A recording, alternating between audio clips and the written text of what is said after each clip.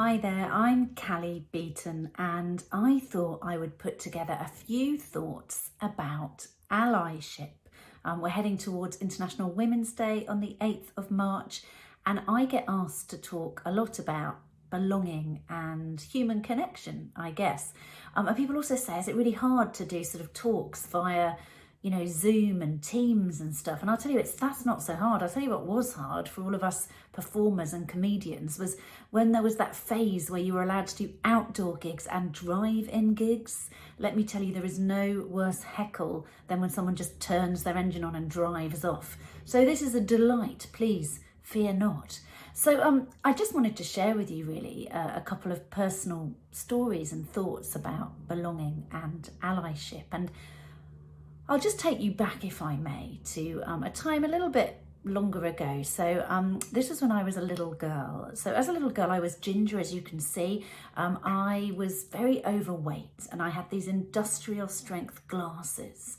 I was like a sort of curious devil child of Ed Sheeran and Matt Lucas. That was my particular look. And my parents were both teachers and they decided to send me to the school where they both taught.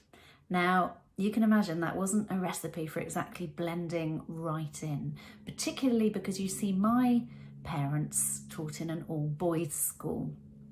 So I'm gonna let that information sink in. Real information, not fake news. There were 200 boys in that school. I was the only girl.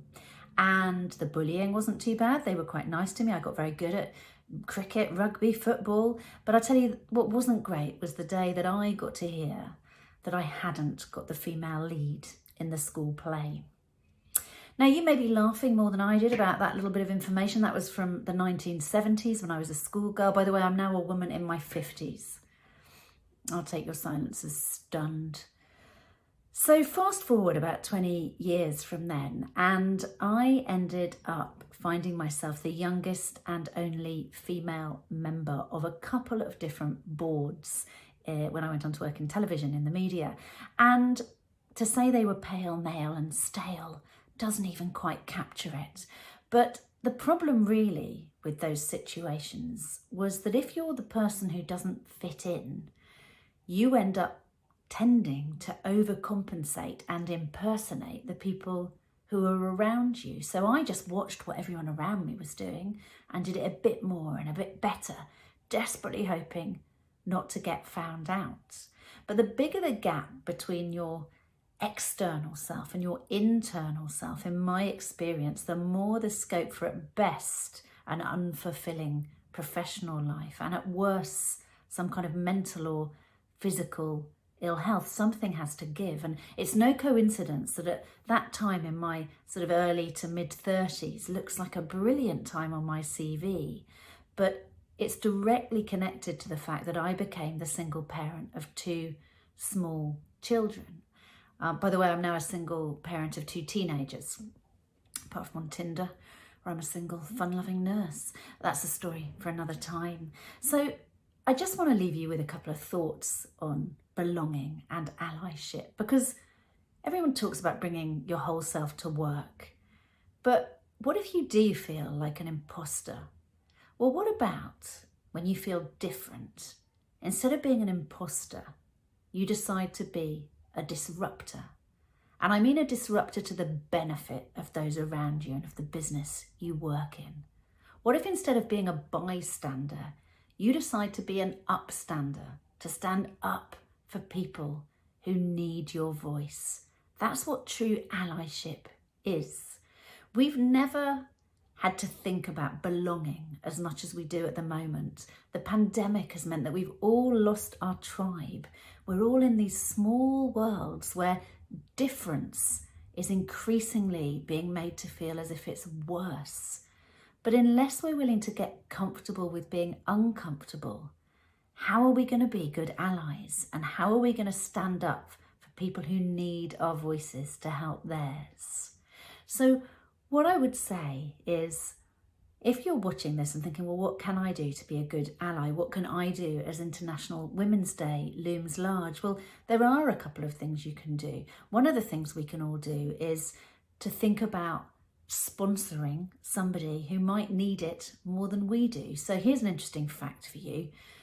Women receive about 10 times more mentoring than men across various different forums, informally and formally, but men receive around 20 times more sponsorship than women. And by sponsorship, I mean traction to move through organisations. So think about where you are on that scale. And if you're somebody who does enjoy some privilege, maybe privilege you haven't thought about before, perhaps you could think about somebody who's not like you, who you could sponsor to help on their way with their career progression.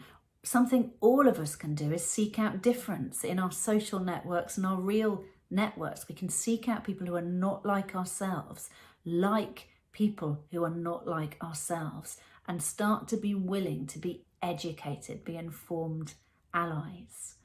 And I guess the last thing I would really tell you about is my story of getting very comfortable with being uncomfortable at an unlikely stage in life. I did my first ever stand-up gig when I was 45, spurred on by the words of Joan Rivers, who I'd met through my business dealings and worked with her when I was working with Comedy Central in the US, and she'd seen me introduce her to stage a few times, and she said to me, "You should be a stand-up comedian." And I said, "Joan, I'm 45. I'm a single parent. I've got 2 kids. One of my kids has special needs. I've got a massive day job. It's too late. The ship has sailed." And it was Joan Rivers who said to me, she looked me square in the eyes and said, "Cally, I'm 81. You're going to look back at this time and know you were in the thick of it." And if there's one thing I've learned since I did do my first stand-up gig back then when I was 45, is that you never learn as much from a good gig as you do from a bad gig. And also that no one likes to be underestimated, do they? To quote another late great comedian, the British comedian Bob Monkhouse, when I said I wanted to be a stand-up comedian, everybody laughed. Well, they're not laughing now. If you've liked what I've had to say, do give me a follow. I'm at Cally Beaton Comedian. And if you're not so sure, well, at least you can't get in your car and drive off. And if you do, I won't see you. Take care, everyone. Stay well.